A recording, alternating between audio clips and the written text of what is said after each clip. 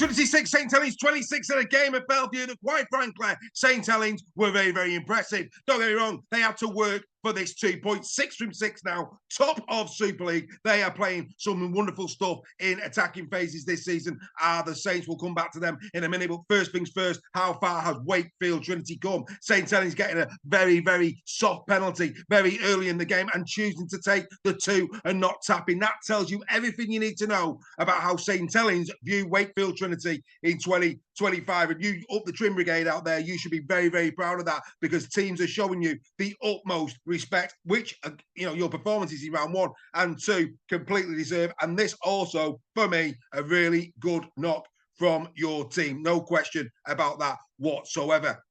The opening try.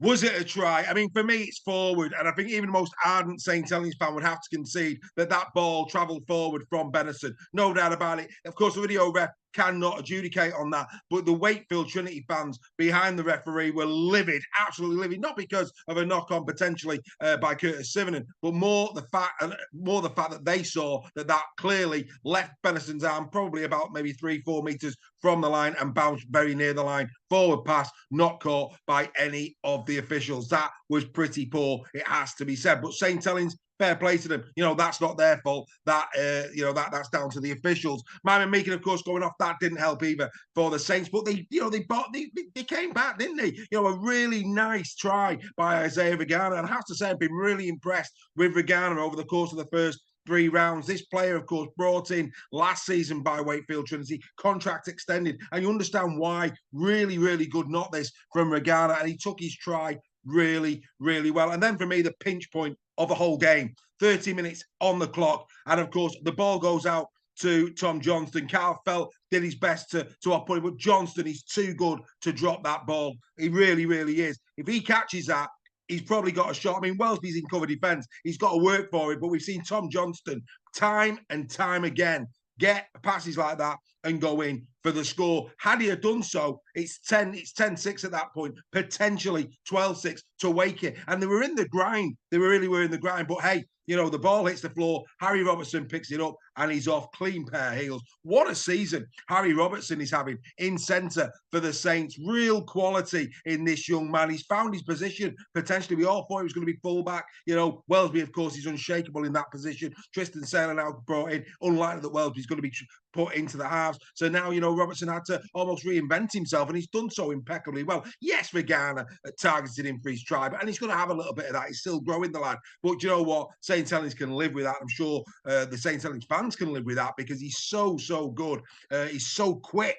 And actually, his defence for the majority of this season has been pretty much on point. 14-6 at half-time. And then the Darrell Clark try. Again, fortuitous perhaps. I mean, you gauge it off players. When the camera went to Darrell Clark and he's walking back to his own try line, the look on his face almost suggested he lost that ball. Camera angles, of course, didn't pick it up. It looked a little bit of a 50-50. It went the way of Saints. Maybe that's their second 50-50 in this game that went their way. Of course, the Benison forward pass and now the Darrell Clark try. And at that point, it really does look as if it's going to be a tough day at the office for Wakefield Trinity. They kept battling, though, throughout the game. You've got to give them credit for that. And then the final try, the hammer blow, the clincher, 67 minutes, in goes Carl Felt. Felt, for me, a really good signing. Yes, Tommy Makinson leaving shocked us all, didn't it? But they brought in a player in Felt that quite simply is a quality, assured, right edge winger. He really is class. There's no doubt about it. A couple of tries already this season for Carl Felt. He's banging them in, isn't he? Early doors. He's enjoying his rugby league at the Totally Wicked Stadium. It's a really, really good try in the corner. You give him space, he's going to put it in. Really assured. He's almost a mix between Tommy Mack and Ryan Hall. He's got a bit of bulk to him, but yeah, very, very strong performance from Carl Felt yet again.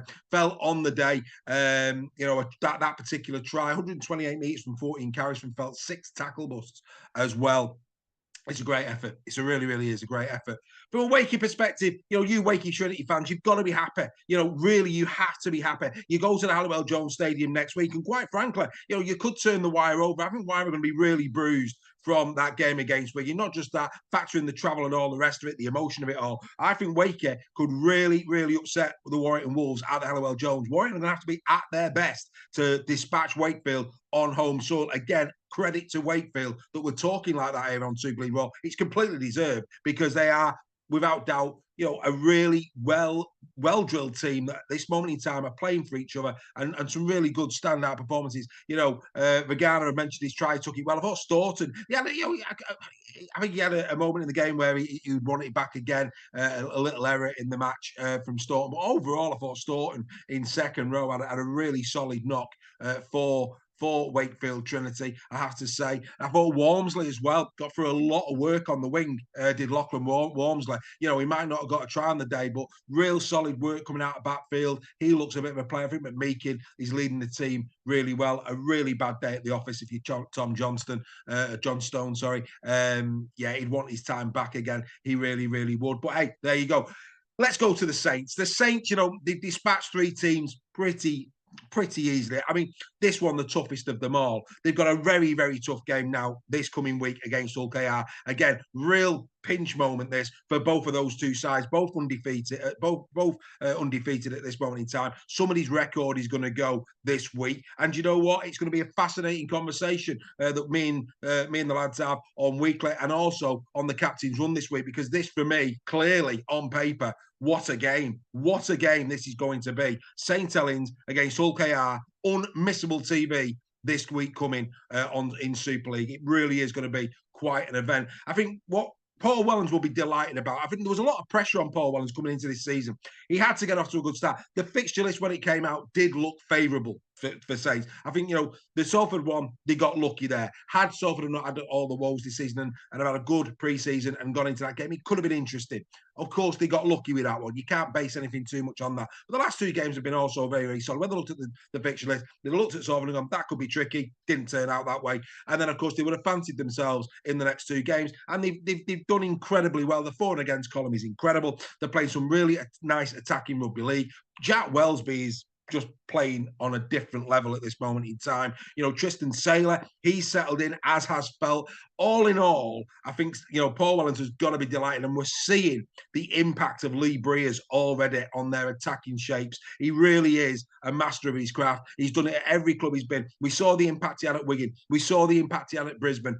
It's clearly Lee Breer's handprints all over the attack at St Helens, and it's working really, really well. Not quite a grand piano at this moment in time, but don't get me wrong, those ivories are being tickled. The tune is sounding very nice indeed. We'll keep an eye on how St Helens goes over the next few weeks. Anyway, let's get in to the 3-2-1. I'm going to give 1 point to Isaiah Regana. I have to do it. I think Regana in this game was really, really good. 27 tackles in D, scored that try, 12 carries, 111 metres from the line, a couple of tackle busts and a clean break for good measure. I thought Regana, for me, really worthy of a point in this. Yes, there's a plethora of other players on the field that could get that point, but I think at times what makes us a little bit different here at Super League Raw is that we pick out players, even if they're on the losing side, that deserve a mention, that deserve credit, and I think Isaiah Regana deserves that in this game. He gets a point. 2 points to the maestro, the man himself, Jack Wellesby.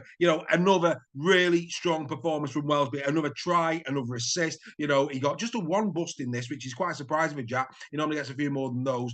20 carries for 133 metres. He really is getting involved so much more this season, and that's a problem for the rest of the Super League. Jack is a class act, and the 3 points we're going to give to that young man, Harry Robertson. Again, another brilliant performance. Had that Regana try could have knocked him off his stride. It really could. He was bullied at that point, but then to come back and score the next try, the clean pair of heels he had, and I thought his defensive game from that point on really did pick up a notch as well. Robertson made some really important cover tackles in the game, so it wasn't just his 10 carries, 126 metres, which of course the majority of those metres came from that try. But for me, the reason why he's in here as well is he did a lot of really good work on that right edge in terms of defence. He wasn't being bullied. Yes, the Regana try, that could have knocked him, but he didn't. He got up off the canvas and he went, again, it was almost, Rocky 1, wasn't it, against Apollo Creed? Yeah, you can knock me down as much as you want, but I'm going to keep going back at you. And I think Robertson on the day was the man of the match for me. That's, just, you've got to take into account his age. You've got to take into account where he is in his career progression. For him to